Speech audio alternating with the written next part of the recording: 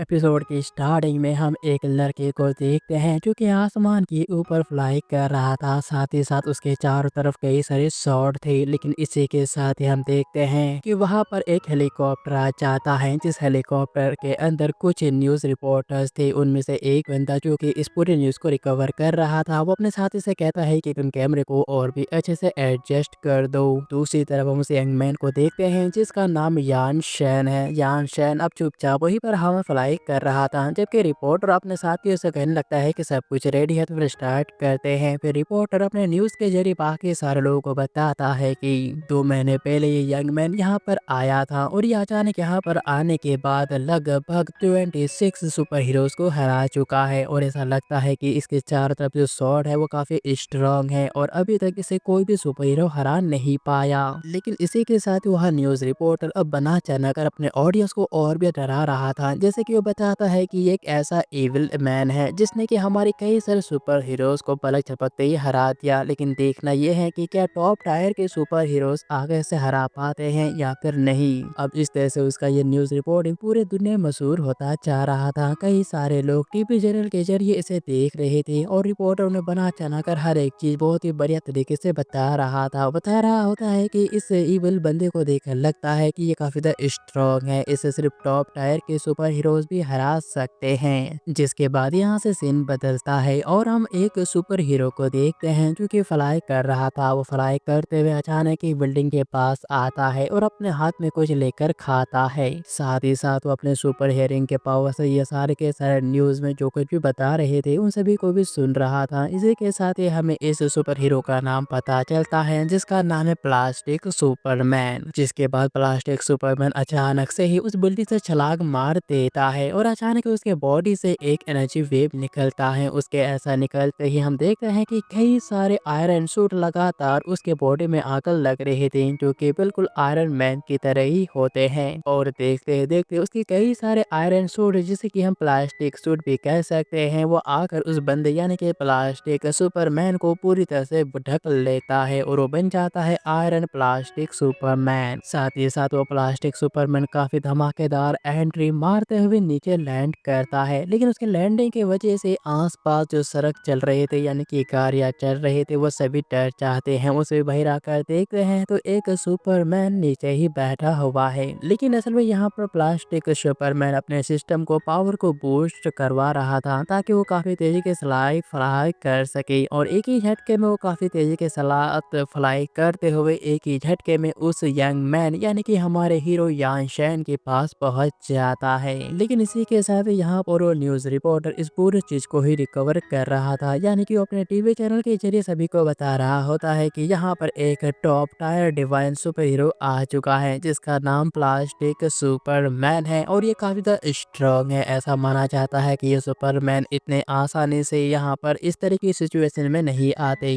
लेकिन साथ ही वह रिपोर्टर कहने लगता है कि अब ये प्लास्टिक मैन काफी ज्यादा स्ट्रॉन्ग है और मुझे तो लगता है कि ये लड़का जो कि हवा में इतने देर तक खड़ा हुआ है वो इसे हरा ही देगा। और इसके अलावा मैं उम्मीद करूंगा कि प्लास्टिक सुपरमैन इस लड़कों को ज्यादा ना मारेगी। इसी के साथ ही दूसरी तरफ हम देखते हैं हमारे हीरो यान शैन को जो कि सबसे पहले अपने शर्ट को वापस लेता है और बहुत ही शांत तरीके से प्लास्टिक सुपरमैन से कहता है कि उसका नाम यान शैन है और वह हेवनली गॉड सेट का मास्टर है, वो भी शुआंजू कॉन्टिनेंट से। लेकिन मैं जानना चाहता हूँ कि क्या तुम मुझे बता सकते हो कि आखिरकार ये जगह कौन है। हालांकि यहाँ पर यान शैन बहुत ही शांत तरीके से प्लास्टिक सुपरमैन से जगह के बारे में पूछ रहा था, लेकिन यहाँ पर प्लास्टिक सुपरमैन उसकी बातों को इग्नोर करते हुए अपने सिस्टम को ऑर्डर देता है कि पावर को मैक्सिमम बूस्ट कर दिया जाए। और देखते देखते उसका सिस्टम भी उसके सूट की पावर को मैक्सिमम लिमिट तक बूस्ट कर देता है। यहाँ पर प्लास्टिक सुपरमैन अपने एक हाथ में एक थंडर एनर्जी क्रिएट कर रहा था। वही दूसरी तरफ रिपोर्टर ये देखकर अपने ऑडियंस को बता रहा होता है कि थंडर सुपरमैन अब बहुत ही स्ट्रॉन्गेस्ट अटैक करने के लिए अपने कॉम्बैट फाइट को रेडी कर रहा है। और इसके अलावा प्लास्टिक सुपरमैन का ये कॉम्बैट बैटल बहुत ही खतरनाक होने वाला है। वो अपने एक ही हाथ में अपने पूरे कॉम्बैट पावर को इकट्ठा कर रहा है ताकि उस लड़के के ऊपर एक जोरदार अटैक कर सके। और इसे देखकर ऐसा लग रहा है कि वो अपने एक ही अटैक से ही इस लड़के को मारना ही चाहता है।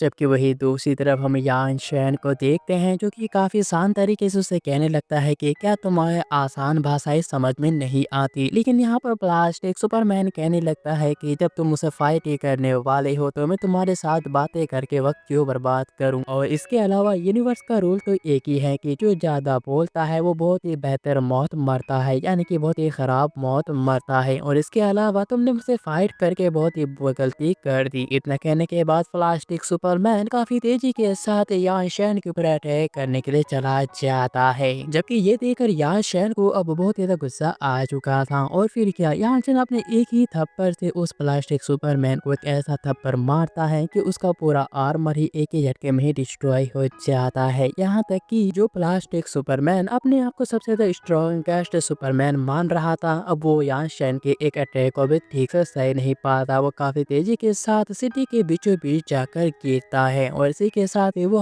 बहुत ही बुरी तरह से इंजर्ड भी हो जाता है। लेकिन इसी के साथ ही उस न्यूज रिपोर्टर का तो अपने आंखों पर यकीन ही नहीं हो रहा था कि प्लास्टिक सुपरमैन एक डिवाइन क्लास सुपरमैन था। लेकिन फिर भी वो एक ही झटके में ही हार गया। दूसरी तरफ हम यान शैन को देखते हैं जो कि मूड खराब होते हुए कहने लगता है कि मैंने सिर्फ तुमसे रास्ता पूछा था, तुम्हें मुझसे फाइट करने की क्या जरूरत थी। दूसरी तरफ हम उस न्यूज रिपोर्टर को देखते हैं जो कि ये देखकर हक्का बक्का रह जाता है। लेकिन इसी के साथ वो काफी ज्यादा एक्साइटेड होकर भी कहने लगता है कि दोस्तों, जैसा कि आप लोगों ने ही देखा कि कैसे इस लड़के ने एक ही झटके में हमारे प्लास्टिक सुपरमैन को मार दिया, यानी कि बहुत ही बुरी तरह से इंजर्ड कर दिया। और इससे ये पता चलता है कि आज से पहले इस तरह का पावरफुल विलन जन्म नहीं लिया था। लेकिन इसे देखकर लगता है कि यही सबसे ज्यादा स्ट्रॉन्गेस्ट विलन है जो कि यहाँ पर आ चुका है। लेकिन इसी के साथ ही अचानक ही वह न्यूज रिपोर्टर हमें पास्ट के बारे में बताता है। जब वो बताता है कि वो जिस प्लेनेट में रहते हैं उसका नाम ब्लू स्टार है। ब्लू स्टार प्लेनेट के अंदर अचानक ही यूनिवर्स से कई सारे पावरफुल मॉन्स्टर्स आ गए थे। उन्होंने आने के बाद पूरे ब्लू स्टार प्लेनेट के अंदर तबाही मचा दिया था, जिसकी वजह से आसपास लोग काफी डर गए थे। यहाँ तक कि कई सारे लोग मारे गए थे। लेकिन तभी मसीहा बनकर कुछ सुपर हीरोज की एंट्री हुई जिन्होंने कि आकर उन मॉन्स्टर्स और डीमंस को मार दिया था। यहाँ तक कि वो मॉन्स्टर्स कुछ डर के मारे सुपर हीरोज के पेट बन गए और उनसे टीम कर लिया। लेकिन दुनिया को बचाने के बाद भी कुछ सुपर हीरोज अपने अपने काम में लग गए, यानी कि कोई लोग, कुछ सुपर हीरोज अपनी नॉर्मल लाइफ को जीते हुए अपने नॉर्मल जॉब को करने लगे थे। और दोस्तों,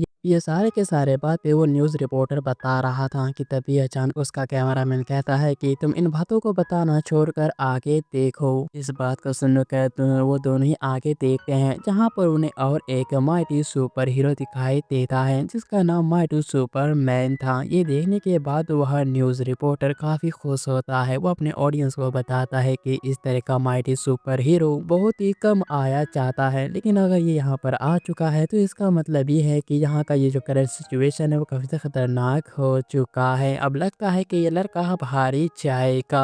अब इसी तरह से वह न्यूज रिपोर्टर अपने ऑडियंस को बातें बता ही रहा था, लेकिन कैमरा मैन से गुस्सा हुए कहने लगता है कि तुम अपने बातें बंद करो, मुझे उन दोनों के ऊपर फोकस करना है। दूसरी तरफ हम देखते हैं माइटी सुपरमैन और यान शैन को, जिसके बाद अचानक वह माइटी सुपरमैन यान शैन को देखते हुए कहने लगता है कि मुझे देखकर पता लग चुका है कि तुम सच में काफी ज्यादा स्ट्रांग हो, क्योंकि तुमने प्लास्टिक सुपरमैन को बहुत ही आसानी के साथ हरा दिया। लेकिन मैं बातें करने में टाइम वेस्ट नहीं कर सकता, क्योंकि भले ही तुमने उसे हरा दिया हो लेकिन तुम्हारा और मेरा लेवल बहुत ही ज्यादा फर्क है, क्योंकि मैं तुमसे बहुत ज़्यादा स्ट्रांग हूँ। और इसके अलावा इसलिए मैं फाइट को अवॉइड ही करना पसंद करूंगा, लेकिन एक शर्त पर, अगर तुम मेरे पेट बनने के लिए तैयार हो जाते हो तो मैं इस फाइट को नहीं करूंगा। और इसके अलावा हम दोनों मिलकर धूम मचा देंगे, इस पूरी दुनिया के ऊपर हमारा ही राज होगा, सभी हमारा ही तारीफ करेंगे।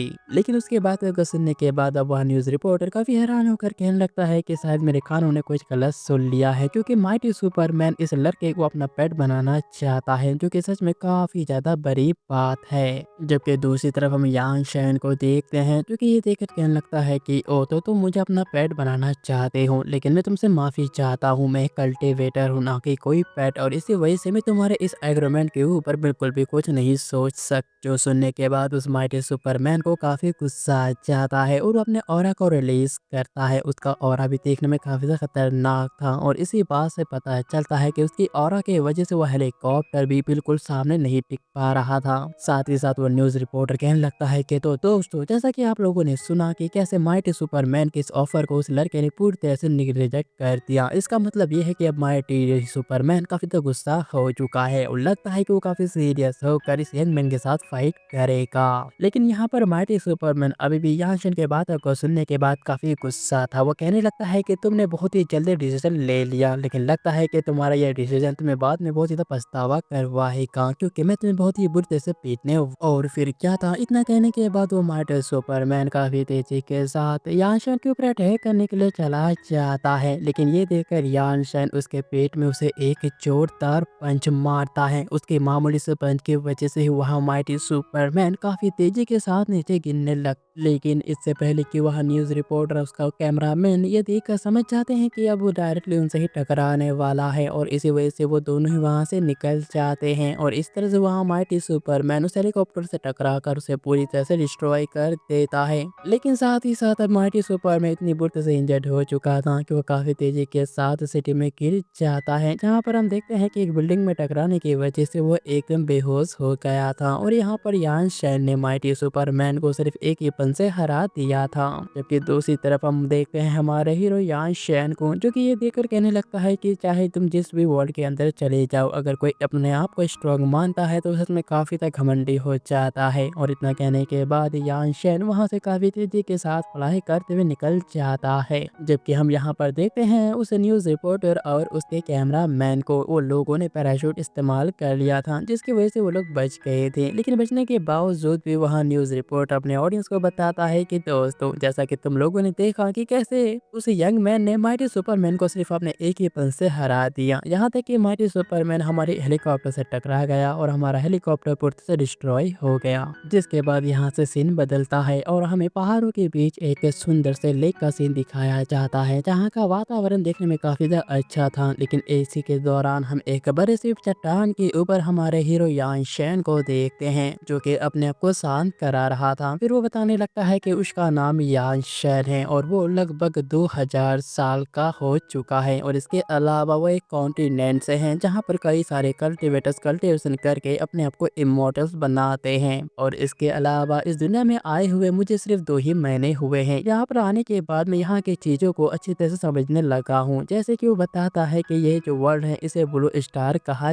जाता है। लेकिन उससे भी ज़्यादा मुझे हैरानी ये है कि ये जो वर्ल्ड है एक कॉस्मोस के ऊपर तैरता हुआ दिखाई देता है। लेकिन यहाँ पर अंदर आने के बाद उसके अंदर और भी कई सारी चीज़ें उलझ गई, जैसे कि वो देखता है कि कई लोग बिना शॉट के भी उड़ रहे हैं। साथ ही साथ इनके पास इस तरह की चीज़ें हैं कि बिना स्पिरिचुअल एनर्जी के ये लोग काफ़ी तेज़ी के साथ कहीं भी सफ़र कर सकते हैं। उससे भी ज़्यादा हैरानी की बात तो ये था कि इस वर्ल्ड में आने के बाद वो लड़कियों को देखकर काफ़ी बेशर्मी हो चुकी थी, क्योंकि यहाँ की लड़कियाँ बिना पैंट के ही छोटे मोटे कपड़े पहनती है। लेकिन उसके लिए एक अच्छी बात ये था कि इस वर्ल्ड के आने के बाद भी इस वर्ल्ड यानी कि इस दुनिया के अंदर अभी भी स्पिरिचुअल एनर्जी है, जिसकी वजह से यानशन यहाँ पर किसी भी तरह से सर्वाइव कर सकता है। लेकिन अगर यहाँ पर स्पिरिचुअल एनर्जी ना होता तो शायद वो यहाँ पर सर्वाइव भी नहीं कर सकता था। लेकिन इसी के साथ ही हम उस सुंदर लेक के पास एक 2 लड़कियों को देख रहे हैं, जिनमें से एक लड़की अपने सीनियर सिस्टर की इलाज कर रही थी, वो भी अपनी मैजिकल पावर से। वो कहने लगती है कि हम लोगों ने जिस एनिमल से फाइट किया था वो सच में काफी ज्यादा स्ट्रॉन्ग था, उसके पंजों की वजह से आप बहुत ही बुरी तरह से इंजर्ड हो गई हो।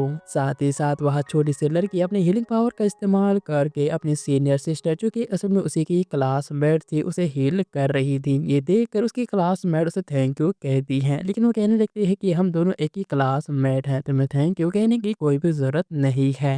जिसके बाद वो दोनों उस जंगल से निकलने की कोशिश करने लगती हैं, जहाँ पर वो छोटी लड़की कहने लगती है कि सीनियर सिस्टर, अगर हम लोग एक बार इस फॉरेस्ट को पार कर लेते हैं तब हम दोनों पूरी तरह से सेफ हो जाएंगे। लेकिन वहाँ बड़ी सी लड़की बहुत ही बुरी तरह से इंजर्ड थी, जिसकी वजह से वो काफी कम तेजी के साथ आगे बढ़ रही होती है। लेकिन तभी अचानक वो दोनों चलते चलते उसी लेक के पास पहुंच जाते हैं, जिसका नज़ारा काफी खूबसूरत था। उन दोनों को एक बड़े से चट्टान के ऊपर इमोर्टल लेक दिखाई देता है। ये देखकर वो छोटी सी लड़की काफी हैरान होकर कहने लगती है कि आखिर किस बेवकूफ ने इस चट्टान के ऊपर इमोर्टल लेक लिखा है। लेकिन कुछ ही देर में उन दोनों का नजर वहां में हॉट स्प्रिंग वाटर के ऊपर पड़ता है, हैं, जिसे देखकर वो दोनों ही काफ़ी ज़्यादा खुश हो जाते हैं। दोस्तों, अगर आपको ये 3D डंग अच्छा लग रहा है तो प्लीज़ बिना किसी देरी के मेरे चैनल को सब्सक्राइब करके मुझे सपोर्ट कीजिए। लेकिन दोस्तों, ये दोनों ही लड़कियाँ देखने में काफ़ी ज़्यादा खूबसूरत होती हैं, जिसमें से बड़ी वाली लड़की अपनी क्लास की कैप्टन थी और वही दूसरी लड़की का नाम शियांग यिंग था, जबकि कैप्टन लड़की का नाम जिंग होता है। जिसके बाद शियाओ यिंग कहने लगती है कि सीनियर आप यहीं पर रखिए, मैं आपके लिए कुछ खाने के लिए लेकर आती हूँ। इतना कहने के बाद वहाँ से चली जाती है। जबकि दूसरी तरफ हम देखते हैं जिंग को, जो कि अपने पैरों को आराम से उस वाटर के नीचे लाती है, लेकिन बहुत ही उसे एहसास होता है कि इस लेक के अंदर जो पानी है ये कोई मामूली पानी नहीं बल्कि स्पिरिचुअल एनर्जी से भरा हुआ पानी है। और वो देखती है कि उसके पैरों पे जो छोटे मोटे चोट लगे हुए थे वो एक ही झटके में पूरी तरह से हील हो जाता है। ये देखने के बाद जिंग अब इस बात को काफी अच्छी तरह से समझ जाती है कि यहाँ पर ये जो स्पिरिचुअल पानी है ये कोई आम पानी नहीं बल्कि स्पिरिचुअल पानी है, जिसके अंदर स्पिरिचुअल एनर्जी भरा हुआ है और वो किसी भी तरह के घाव या फिर इंजरीज को बहुत ही आसानी के साथ हील कर सकता है। जिसके बाद जिंग फैसला करती है कि वो फॉरेस्ट के बीचों बीच है और उसे लगता है कि यहाँ पर कोई नहीं होगा, और इसी वजह से जिंग अपने कपड़े उतार देती है ताकि वह इस स्प्रिंग वाटर के अंदर जाकर नहा सके। साथ ही साथ वो सोच में पड़ जाती है कि यहाँ इलाका एक वोल्केनो वाला इलाका है, आखिरकार इस तरह का स्पिरिचुअल वाटर यहाँ पर कैसे हो सकता है। लेकिन शायद उसे एक बात नहीं पता था कि ये कोई स्पिरिचुअल वाटर किसी और से नहीं बल्कि यानशेन ने ही क्रिएट किया था। और वहीं पर हम देखते हैं कि लेक के दूसरे साइड यानशेन भी नहा रहा था। लेक में के पूरी तरह से सफेद धुआं था, जिसकी वजह से यहाँ पर जिंग को कुछ दिखाई नहीं देता, लेकिन फिर भी वह अपने कपड़े उतार कर उस लेक के और अंदर चली जाती है। लेकिन फिर चलते चलते वो काफी नजदीक पहुंच जाती है और वह डायरेक्टली यानशेन से टकरा जाती है। ये देखकर यानशेन और जिंग दोनों ही काफी हैरान थे, लेकिन जैसे ही यानशेन जिंग को देखता है जिंग जोर से चिल्लाती है। साथ ही साथ जिंग कई सारे छोटे मोटे पत्थरों को उठाकर सीधे यानशेन को मारने लगी थी, लेकिन यहाँ पर यानशेन बहुत ही आसानी के साथ उन पत्थरों को भी हवा में ही रोक लेता है और उन्हें दूर फेंक देता है। जिसके बाद यानशेन बिना कुछ कहे उसके नजदीक जाने लग जाता है। तब ये देखने के बाद जिंग काफी डरते हुए कहने लगती है कि आखिरकार तुम क्या करने के बारे में सोच रहे हो। असल में यहाँ पर जिंग को गलतफहमी हो जाता है कि यानशेन उसके साथ कुछ करने वाला है, जबकि ऐसा बिल्कुल भी नहीं था, बल्कि यानशेन तो उसे पूरी तरह से इग्नोर करते हुए आगे बढ़ता है। उसे बताता है कि शायद तुम यहाँ पर गलती से आ गई हो, लेकिन अब तुम्हें यहाँ से जल्द निकल जाना चाहिए। लेकिन इसी के दौरान हम देखते हैं कि कैसे शियाओ यिंग भी अपनी सिस्टर की बात और आवाज को सुनने के बाद वहाँ पर आ गई थी और वहाँ जिंग को देखकर काफी गुस्साते हुए कहने लगती है कि आखिरकार तुम हो कौन और तुम हमारे साथ इस तरह से बातें कैसे कर सकते हो। तब इस पर यानशेन उससे बहुत ही शांत तरीके से बताता है कि असल में तुम जब यहाँ पर आई थी तब तुम उस चट्टान के ऊपर कुछ लिखा तो देखा ही होगा, ये मेरा ही घर है। अब इस बात का एहसास होते हैं कि शिया यिंग और जिंग के बहुत से बड़ा गलती हुआ है, वो दोनों शर्मिंदा हो जाते हैं। लेकिन अब उसके बात को सुनने के बाद जिंग अपने सिस्टर को कहती है कि शिया यिंग मेरे कपड़े को दे दो, हमें यहाँ से निकलना होगा। और इतना कहने के बाद जिंग भी उस स्पिरिचुअल वाटर से निकल जाती है। लेकिन ये देखने के बाद शिया यिंग उसे कहने लगती है कि हमें यहाँ से इतनी जल्दी भी नहीं जाना चाहिए, और इसके अलावा अगर हम इस बंदे से बहुत ही अच्छी तरह से बात करें तो मुझे पूरा यकीन है कि ये हमें यहीं पर रुकने का इजाजत दे देगा, और इसके अलावा ये बंदा मुझे किसी भी तरह से बुरा नहीं लगता। लेकिन जिंग उसे बताती है कि तुम बात को समझ नहीं रही, इस बंदे को हमारी मदद की कोई भी जरूरत नहीं है, मतलब ये हमारी मदद के लिए बिल्कुल भी तैयार नहीं होगा। लेकिन तभी अचानक हम आसमान के ऊपर देखते हैं जो कि काफी तेजी के साथ एक हेलीकॉप्टर उन्हीं के डायरेक्शन में आ रहा था। ये देखकर यानशेन, जिंग और शियाओ यिंग ये तीनों ही काफी ज्यादा हैरान हो जाते हैं। जबकि दूसरी तरफ उस हेलीकॉप्टर के अंदर हम किसी और के नहीं बल्कि उसी न्यूज रिपोर्टर को देखते हैं जो कि शुरुआत से ही लेकर यानशेन को रिपोर्ट कर रहा था, उसके ऊपर निगरानी रख रहा था।